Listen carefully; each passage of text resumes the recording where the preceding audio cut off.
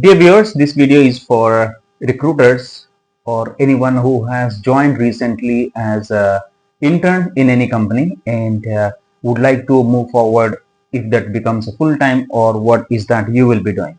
So I ended up creating this video because of one comment I got to one of the previous videos that I have created, and the person said that in the second year the person got an intern role in a company for HR recruiter, and what that person should be doing in order to become a full-time employee there. Okay, that is the comment I was talking about. You may read it. So here, few things that I will be sharing with you. If you have started your career or you are in the middle, it is going to be helpful for you. Why? Because it is not to do with any shortcuts, but if you want to become a successful person, if you want to make a successful career in recruiting, then you have to follow a system,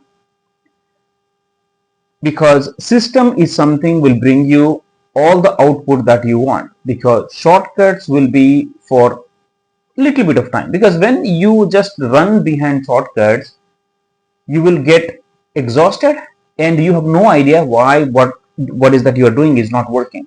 So that is the reason, don't just focus on any such things which is going to bring you that immediate result. Your system, if that is followed properly, are going to bring you immediate results. Okay, keep that in your mind. And few things before we get into the sourcing tips and other strategies.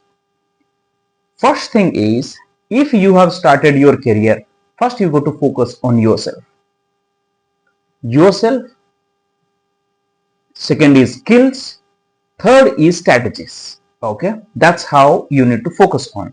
And each and every step, each and every phase, all these things will change, but not the first one. First one is focusing on yourself. So if you have started your career, to answer the question that is I have asked, that as an intern, what is that I have to do in order to go to the next level, or to make the intern as a full-time, to win it, all right, to prove myself. If you are working as an intern or you are in a probation period, anything that you are doing in whatever the level that you are at, you need to focus. You are not there to make money. That is the first thing you need to keep in your mind. I'm sharing that from my experience. First few years, I would say, forget about the months, first few years, if you have started your career as a newcomer, you have to forget about what money that you are getting, but you need to focus on what is that I'm learning, because your foundation is very much important. Yes, money will come. Forget about that, guys, or keep that money mentality aside for some time. Now, once you keep the money aside for some time, so that you can focus totally on what is that I can learn and what is that I can give. This is very much important in the start of your career. Your parents may say that you are learning very little. Your colleagues may say, you might get into a comparison phase that, oh, somebody who has graduated along with me is making a lot of money, but I'm not making. Believe me, if you stick to the process, you are going to make a lot more money, and you can be in a job that you love and you can command. It is not that you get to a job, you make more money, and you feel as if you stuck somewhere, or you feel as if suffocated. No, you want to be a career. You want to be in a career where you will be commanding your work and your tasks. How beautiful will that be? Right? So, in the early phases, be a learner. Learn from your juniors, learn from your seniors, learn from your manager, and ensure that your attitude, your ego will always be down. Don't let your success climb to your head. This is basic. This is the rule number one. Whatever the career you go, ensure your eyes are not going on the top of your head. The moment it goes up, you lose your control, you lose your real humanity, you really lose the real person who is attracting all the success, and slowly your downfall begins. Don't let your success go to your head. Okay? Second thing is, always focus that whatever you do, your company's interest should come ahead of your personal interest.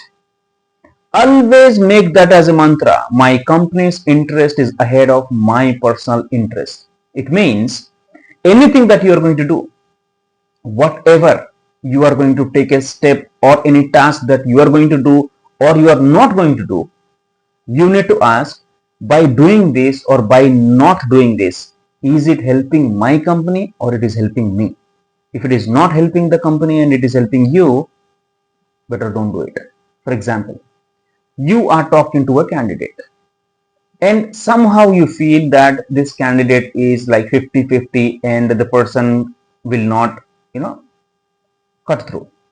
So what is that you should be doing?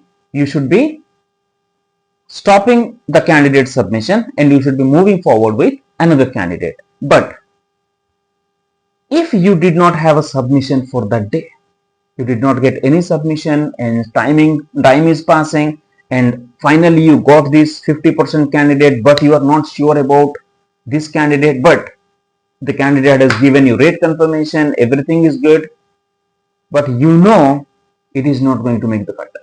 Will you submit it or you will not submit? If you keep your interest ahead of company's interest, you are going to submit it because you know, anyways, I'll submit it and after 2 days I will say that candidate is not available so that I can pull the submission.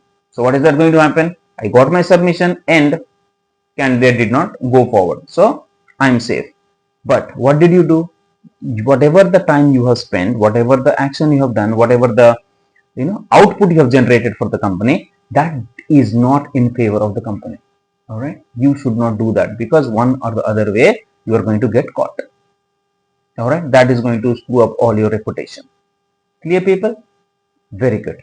And now, once you are there in the company and you are in the probation or you are an intern, build your work ethics.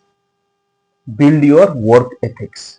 Now you are talking about, Suman sir asked over some tips about placements and all the submissions. What you're talking about? Listen to me. It is going to help you more than that tips. If you have built your skin, if you have built your muscle memory on work ethics, that is going to keep you on top of everything else.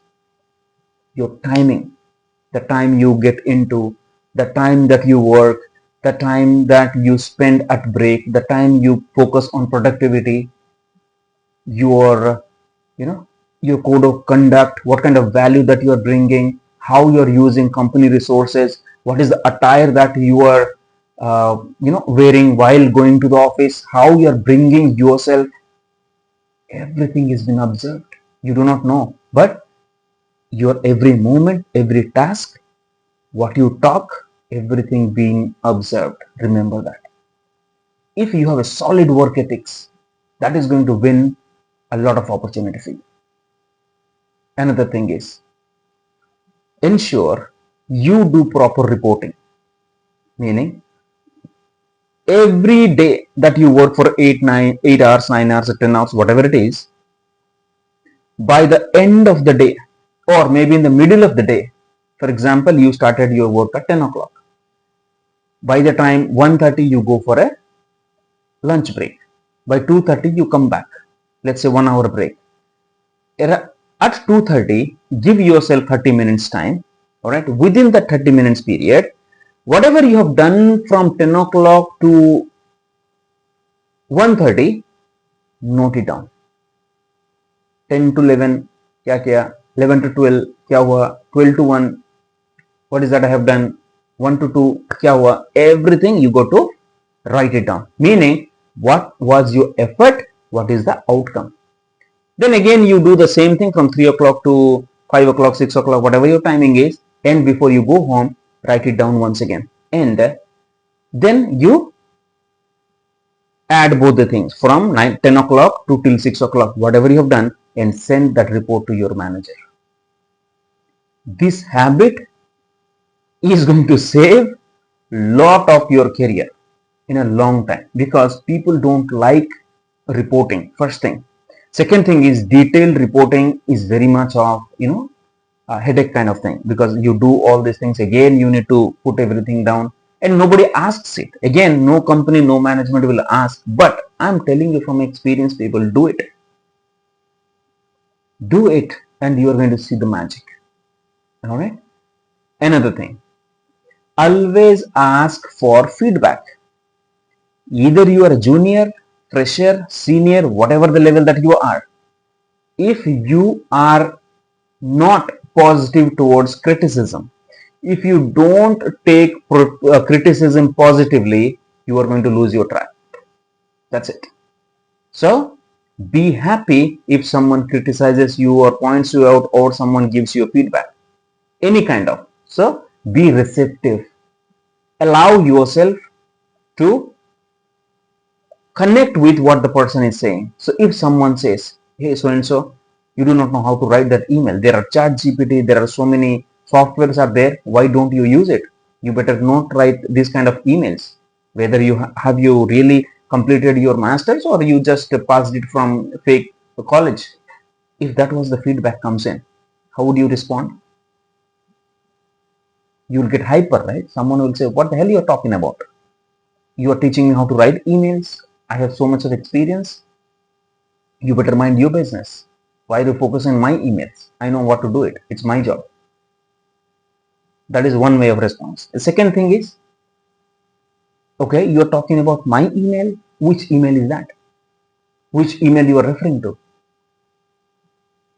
Now, once you look at the email, then you would say, it looks good to me. आप क्या बोलना चाहते हैं? What is that you want to tell, and what is that you want me to change?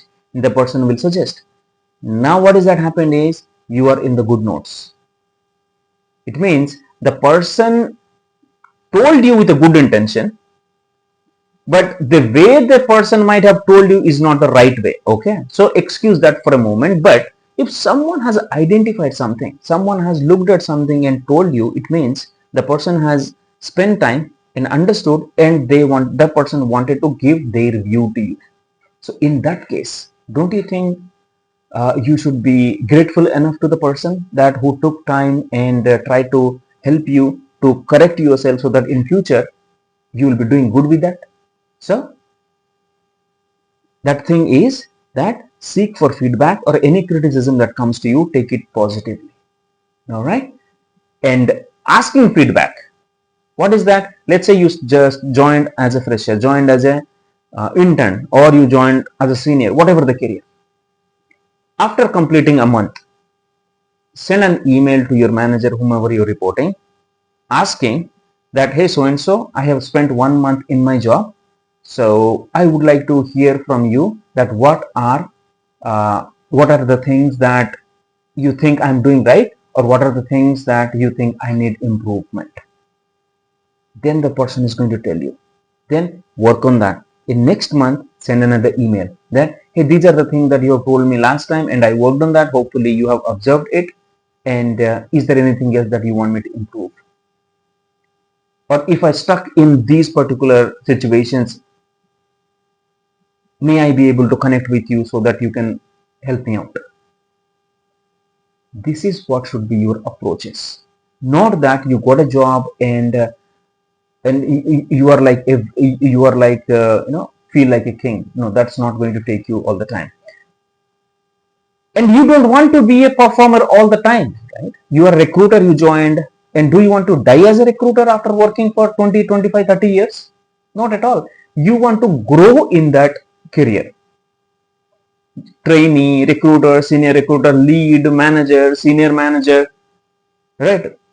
And director, or it's like senior director, AVP, so on and so forth. So you get to get into the leadership roles. That's where the fun is, because This is when you build your foundation, when you build your work ethics, when you build your the feedback mechanism, that how you get yourself upgraded all the time, and you know the processes, then you will get an opportunity to change people's life. That's the fun. When you see your team members are making money, when you see your team members are improving, when you really see that your team members are growing so that you also grow, people come to you, say, thank you so very much for whatever you have done. I'm so happy for that. I got salary increment. I love you so much. They would say that because of this particular manager, I learned so many things. They will make you their mentor. They'll make you as a guide. It is not that your title is going to attract people, but you as an individual, whether you work in the company or leave the company, they always look at you as a boss or a leader or a guide. That's what the fun in. That's what the fun when you see these things are evolving in front of you. All right. So these are the basic things, few of the basic things that you got to implement. And when it comes to recruiting tips, this is what I want to tell you. Only one point. Don't focus on any submission without discussing with a candidate that how your job requirement can help the person, because you are here to help the candidate at the same time the client. So you are helping both. So first thing is your duty is to understand what the client is looking for, meaning what the client want someone to do for them. Okay, when you hire someone, what is the output the client is expecting from the person, and in return what is that they are giving. Now you are going to find someone who can do this thing and should be happy enough for whatever the person gets, and you have to get into the conversation that what is happy means, what is happiness means. Is that the money, or this is the career, or this is the culture, or this is the brand name, or the skill, or the project? What is that? Why they want to join? And if you think the person is joining because it is a local job but somehow he doesn't like the client and anything, what is that you are going to do? You know, one or the other day, if he gets the another job, he will leave your project. So what is that you would suggest? Well, so and so, you like the job just because it is local to you, but somehow you don't like the client. So I would suggest you look for some other job where it is local and the client you love, because end of the day, you have to feel good within when you're working somewhere, right? Though it is local, but every day you will work somewhere which you really don't like from inside, definitely you are not going to give your 100%, and that is going to disappoint you. And what is the point in working in a company where you are not happy? So I would suggest look for some other job, or I'll get back to you with other opportunity. Now if you say that, the candidate whom you talk, they fall in love with you, because majority, most or so many recruiters, they don't discuss these kind of things with the candidates because they run behind the submissions. Don't be that sort of recruiter. This is what my suggestion is. Implement these and you will definitely get to a certain level. And there are so many things that this is not the, or this is just a short video I told you, but definitely if you want to upgrade yourself, you can get into a one-on-one mentorship where we'll help you to customize a plan according to your career path, and you can just walk like that, saving 20 years of your time. All right. Hopefully these are the ideas helped you, and it is definitely going to take you to the next level where you want it to be. And meanwhile, if you have any other questions, put that in the comment box. If you found this video helpful, do let me know. All right. Thank you so very much for watching, and I love to see you as successful person. Take care and bye-bye.